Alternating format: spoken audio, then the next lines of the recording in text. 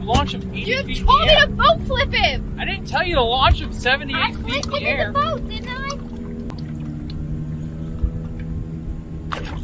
Send it to the moon. I sent it! You said boat flip him! Oh, yeah. Do you fish? No. You know, people who don't fish think that fishing is lazy or boring, but it is the complete opposite. There are 100 little decisions to be made, variables to be considered, and you're never quite sure what made the difference. Did I cast too high, too far to the left? Did I reel it in too slow or too fast? Is the lure too shiny or too dull? Do I stay here or should I go over there?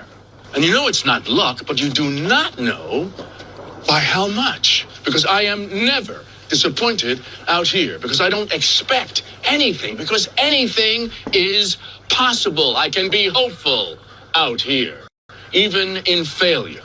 Because I know if I just go out there around that tree, it might be different. Something might be different. Something I do might make a difference. On my property, you didn't win in my yard. Wait. All of you. Daddy, chill.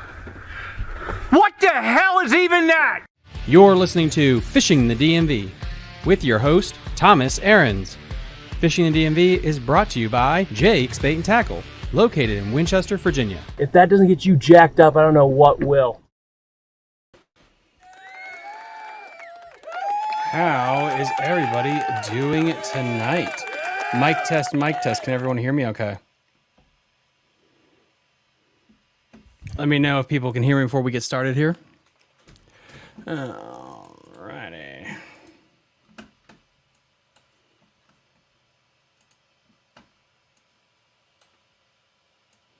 We got people lining up here right now. We're going to be going over these rules and everything that has to do with the old tournament that we're going to be starting here soon. Check my audio levels.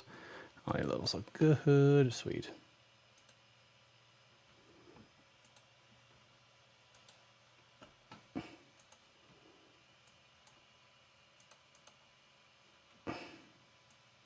All right. Oh, first person. Here we go. Sounds good. Okay, Joe Bruckheimer sounds good. Okay, perfect. All right, guys. So we are about, 12 hours away from the start of this thing. This is the Halloween, our first ever event that I've ever tried to put on Tourney X or any tournament in general. So this is a learning experience for me. I tried to do the best I could with getting this thing set up. What we're going to be doing is going over just the rules, answering some questions if you have some, and then we'll be calling it a day so people can get on out there. So I feel like Mike Ortega, my God. Ugh. So I love you, Mike. All right. And then I just uploaded the PDF to Patreon. I'll be uploading the video and the Patreon and the PDF to our private members only Facebook group. If you haven't signed up yet, don't worry about it. There's still time. You can go head on over and sign up for the event. So this is our first ever tournament. We'll go through the rules and I'll be there for Q&A. We'll keep this short and sweet. All right, so start date is tomorrow. Shocker, October 12th. It's going to be lines in at 7 a.m. I know I was thinking about doing it a little bit earlier, but it's also about safe light, and I really don't want people to die my very first time doing this. So 7 a.m. is a nice round time. You can take care of the kids, wife, and you can get on out there. So after that, like every day, if you want to start fishing at midnight, I don't care, but the tournament will start at 7 a.m. tomorrow. The code will be available on the Tourney X app at 5 a.m. So guys, if you don't know, you're going to take your phone, you're going to download the app, you're going to take a picture of the fish. We're going to be walking through that in some other slides for the people that have never done this before. The cutoff time will be for the standings will be the Sunday of October 20th at 1 p.m. I didn't know how I was going to do this, so I thought I'd cut the baby in half and say, like, you get 2 weeks to kind of know what the scores are before we're going to shut it off. And if people really hate that, we can adjust it for the next one. You can fish from the bank, the boat, canoe, kayak, an air mattress, walk the bank. I don't care. It's all perfectly fine. You got to use artificial lures, and you need to use a rod and a reel. No bow fishing, spear fishing, anything like that. Just for safety, to say that I covered my ass, you need to abide by the state's local watercraft rules and all that good stuff. So That way you don't die and, I don't get in too much trouble. All right. Any public waters? I know people have been asking about this. Any public waters, any public boat ramp, or basically a public access point. The reason I had to say that is like Sleater's Lake, technically MVKBA had tournaments at the Battle of Five Lakes. You can launch there. There's technically really no kayak ramp there, but you just drop kayaks and that's where you're allowed to do kayaking. So anywhere that you can publicly access the water and publicly launch, that's perfectly fine. Public waters. I have a Patreon supporter that's in Oregon, out in Seattle, Oregon area. So it would be really hard for him to drive all the way here or fly just to be able to fish this event. So it doesn't matter if you're not from Virginia or Maryland, you can fish your public waters. That's no issue there.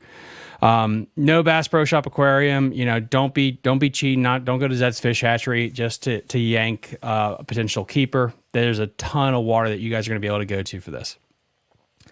I want to do something different. So it's not just your best 5 to really, if you want to go for the win here, you have to get out more than once, or you just have one hell of a day, but it's going to be your best 15 fish.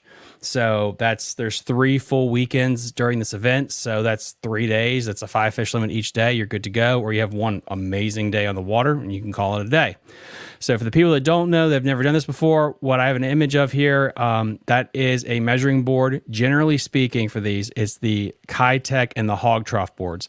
However, this is a bank tournament and also a boat tournament. Anyone can have it.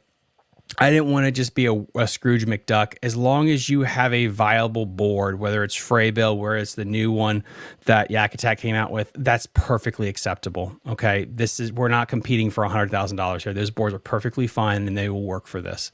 Now, and again, I didn't give you guys a lot of time, relatively speaking, for this tournament. I think it was like 2 weeks or 3 weeks that this was available. So if it's really drives people crazy that I allow like Freybill boards and the Yak Attack boards, we can look at it there. But all the boards are acceptable to use. And then that's your little indicator right there. So for the people that don't know, it doesn't have to be the specific one here by Kayak Bass Fishing. If you want to take a little card and then just Sharpie the code that you get in the morning and put that somewhere in the photo, that's perfectly fine. Just make sure the photo is wide enough. So if you're fishing from the bank, you got the best situation because there's really no way that thing's going to be able to flop back into the lake or the creek. So pull it away from the bank, put the fish on the board, put the QR code somewhere in there and take it, make sure it's big enough that I can see that the fish's nose touches the board here and that I can see this QR code somewhere in the photo and we'll count it. Okay. Another question that came up is about the gill thing. As long as your hand is not covering the eyeballs of the fish, that's going to be the biggest thing for me. Generally speaking, what I would prefer is you do not cover the gill plate as long as the fish can breathe. So picture that you're choking someone to death. That's why you don't want to cover that big gill plate right there. So as long as you're not choking the fish, you're in perfect working order for most kayak tournaments. Please just use that as a reference point. As long as you can see this piece of the fin, a little nub of this fin, you will always be good. And that's not just for my tournament, that's for any tournaments. So let me just recap because I feel like I was rambling like Joe Biden there for a minute. Do not cover this section here, okay? Just keep your hand like on this fin. So that said, let's get to another thing. What species are in play, Tom? Well, we got the largemouth, we got the old smallmouth, and then here are the fun two. We got the rock bass and the sunfish. I am getting big fish awards for all 4 species. I just thought that'd be kind of fun. I really enjoyed with MVKBA and Mid-Atlantic and Virginia Elite where you have these side pot fish. And I know a lot of my anglers fish smallmouth water. And 2 species you're always going to run into there are going to be the rock bass, the sunfish, and I was thinking about doing walleye muskie. That would probably be a wintertime tournament we could potentially do. I'll get everyone's feelers on that, but we'll talk about that at the end. So these are the 3 species. Now, there's an issue here. There is a Pandora's box of what the hell a sunfish is. I really should have done my research on that. So, because a sunfish in a lot of literature, a bluegill also falls within that thing. So I'm just going to say that counts. Anything bluegill, sunfish, that will count for the sunfish side pot, okay? Because it depends on which piece of literature you read. Some really separate that the bluegill is different, and then others just say all sunfish and within this category, so screw it. They're all sunfish. You can put those on the board, that's fine. I am really going to be looking with bated breath to see what kind of big ends you get in here more than anything else. I think that's actually just, I don't know. I thought it was fun. So the next thing we were able to get, let me look this up right now to double check we got any more. Yep. So we got 30 people signed up as of this second. We have 30 people signed up for this event. I really appreciate it. So what we're doing is $100 for the biggest largemouth, $100 for the biggest smallmouth, $100 for the biggest rock bass. And this is the most expensive sunfish or bluegill in history, $100 for some catfish bait, basically, for the biggest one. First place is going to be $400. And then second place is going to be $100. Okay, you guys signed up enough that I was able to dip into some of my personal funds to make sure that first place and second place had it made it worth your while. And I really hope, these payouts I think are pretty good for a $20 entry fee. And really it is just for me to say thank you for all you guys, the Patreon supporters, because sponsorships suck right now. It is insanely hard to find sponsors that want to help out with a local show. They don't believe that there's value in it. A lot of them, except for like a Jake's Bait and Tackle. Most people don't like that. And so if it wasn't for you guys, for Patreon, none of this would be possible. I wouldn't be pumping out 5 episodes a week and covering everything I was. It's literally because of you this exists. So this tournament is to say thank you. And if you enjoy this and you want to do more of these in the future, we can talk about that. And that kind of gets into, if you have any questions for me about this event, fishingthedmv@gmail.com. You can reach out to me on Instagram, on Facebook, on Patreon, Bat Signal, Telegraph. It does not matter. Let's see. We got a question here. We got Matt's good deal. So Matt, what you got to do is you have to be a Patreon supporter. And then let me drop that stuff actually in the link here. I'm going to drop a link right now for that. But what you need to do is once you sign up as a Patreon member, which is just $6, and I think you get a discount if you sign up for a year, you will automatically see all the information that you need to sign up for the event. So I'm going to drop that thing right now in here. Boom. So pop that right there. Perfect.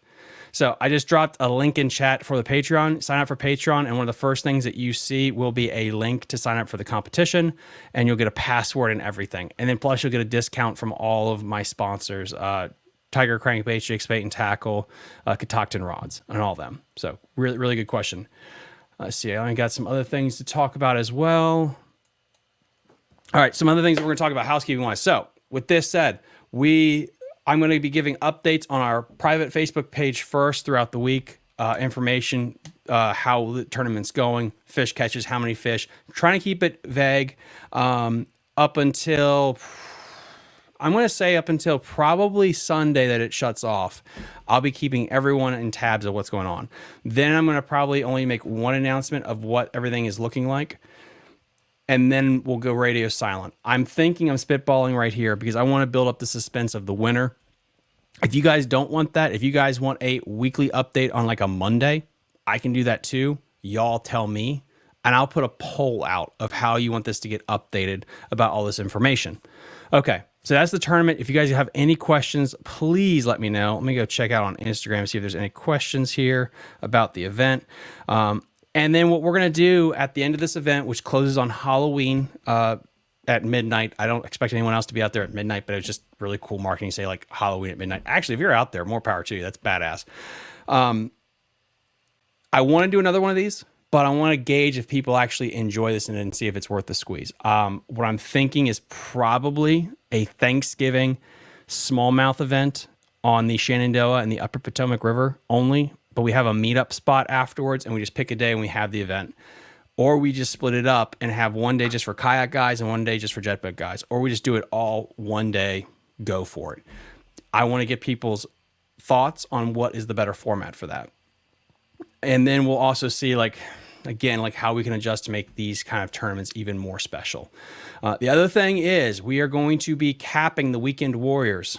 So what we're going to do is when we hit 200 Patreon subscribers, which I think we're only 50 away at this point, I am locking up the Weekend Warriors tier, and you're grandfathered in at that rate. Rates are going to be going up a little bit for the next tier, but that's after we hit 200. So that way they can help with tournament fees and things like that.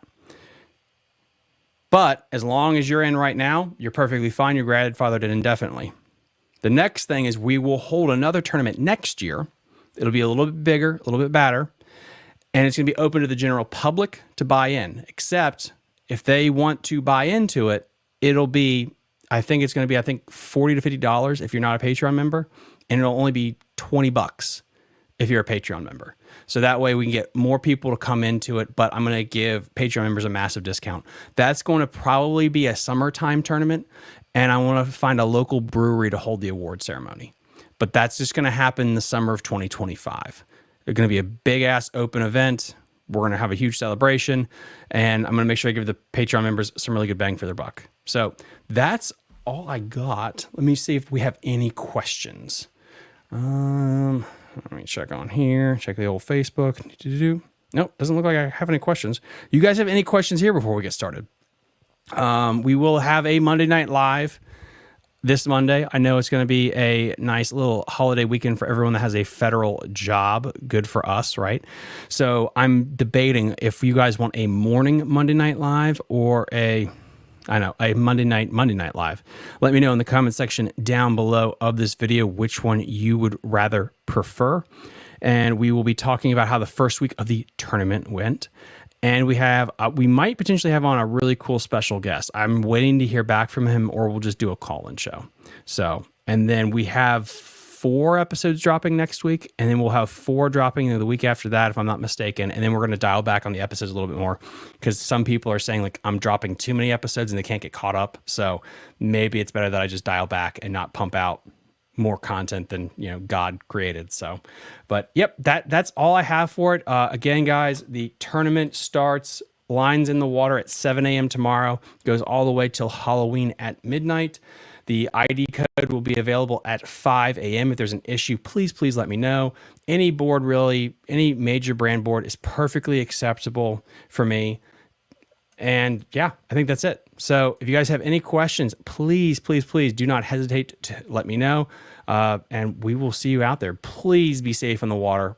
Do smart things. Make good choices. And yeah, that's all I have. Have a wonderful weekend, everyone, and good luck at the beginning of the tournament.